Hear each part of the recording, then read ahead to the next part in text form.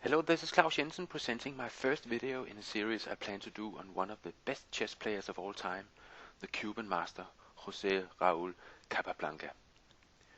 The reasons for regarding Capablanca as one of the very best is, if not the best, are that he has his very clear style of play, keeping things very simple and beautiful, but of course mastering both tactics, positional play, and endings to perfection. And he was, of course, the world champion from 1921 to 1927. And in his career, he had a streak of 8 years as undefeated. He simply didn't lose a game in the period 1916 to 1924. And I will start this series on Capablanca by showing you a game that he played as a 12-year-old back in 1901. And the game is from a match he played against the Cuban champion at that time, Juan Corzo. And amazingly enough, 12-year-old Capablanca won this match. And this is one of the last games of the match and illustrates that the young Capablanca was already a very good player. Capablanca is playing white, and the game started d4, d5, knight f3, c5, e3, knight c6, b3, e6, bishop b2, knight f6, knight b d2, c takes d, e takes d, bishop d6, bishop d3, castles, castles, knight h5, intending knight f4, so Capablanca plays g3,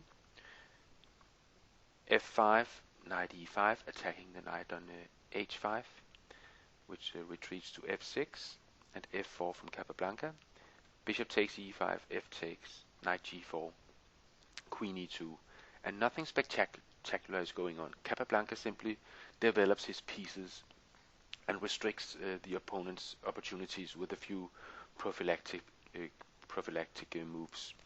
Queen b6, knight f3, bishop d7, a3, now he's preventing knight b4, king h8, h3, knight h6, queen f2, knight f7, king g2. Capablanca is almost inviting his opponent to do something active by playing the openings so calmly as he does in this game. And his opponent he plays g5 here, and it's looking very risky because the long black diagonal could be a problem for Corzo if Capablanca could open up the center, because he has this bishop on b2, and of course at this point the center is very static. But if Capablanca could somehow open up the center, then this bishop could be very dangerous for black. And Capablanca immediately launches a plan to try to open up the center. And the first step of this plan is played g4. And knight e7, queen e3, rook g8, rook a to e1, knight g6, and now Capablanca takes on f5, knight f4 check. And in this position Capablanca plays king h2, but more accurate would have been king h1, we shall later see why. But king h2 was played, knight takes d3, queen takes, and e takes f5. So now this pawn is no longer blocked in the center. So now it's time for Capablanca to try to remove this pawn as well. And of course the move to do so is to play c4.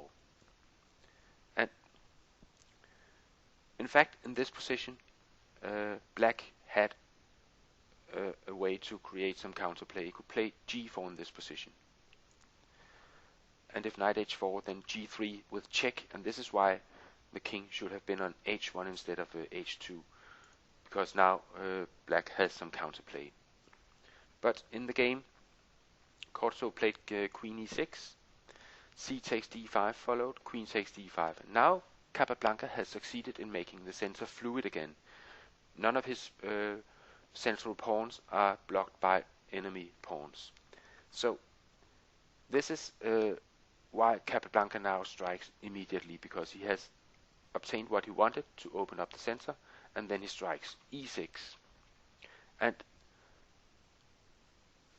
here Capablanca demonstrates that he manages tactics as well as a calm positional play. And of course bishop takes e6, rook takes e6, queen takes e6, and d5 with check. and attack on the queen is instantly losing for black. So bishop b5 follows instead. But now Capablanca plays another very nice tactical move. He plays queen takes b5, sacrificing the queen, and then d5 check, rook g7, e takes f7, and Capablanca has only 2 light pieces for the queen right now, but the rook on g7 is pinned, and sooner or later rook e8 will come. So h6, and here Rybka suggests knight h4, keeping the pin on the rook. G takes h4 and rook g1 with strong attack on the rook. But instead Capablanca played knight d4, attacking the queen, and queen takes d5 now, then rook e8 check, king h7, f8, queening is winning for Capablanca. So Corzo gives back the queen, and rook takes f1. So the queen sack was only temporary, but left Capablanca with the one endgame, having 2 light pieces for a rook.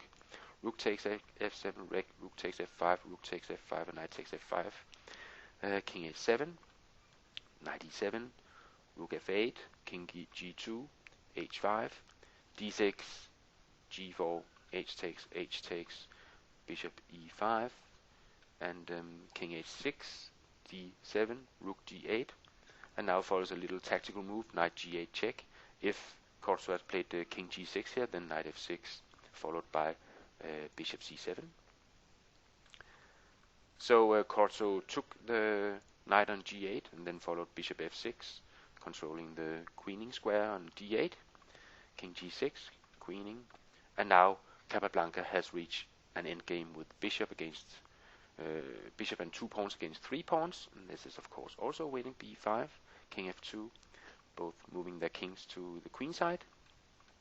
And when Corzo starts moving his g-pawn, then Capablanca places bishop back to control the queening square on g1, and then here he plays bishop h2, limiting the black king, takes away some important squares for the black king. So now simple opposition is all that is required from Capablanca to drive away the black king from his pawns, and therefore in this position Corzo resigned the game.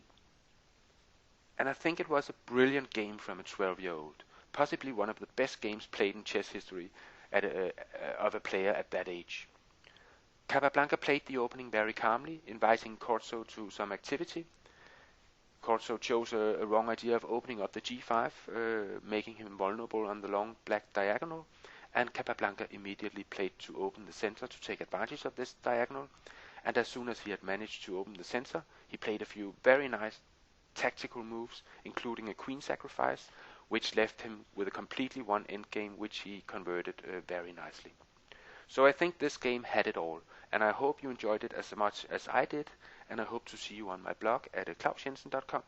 Bye bye for now.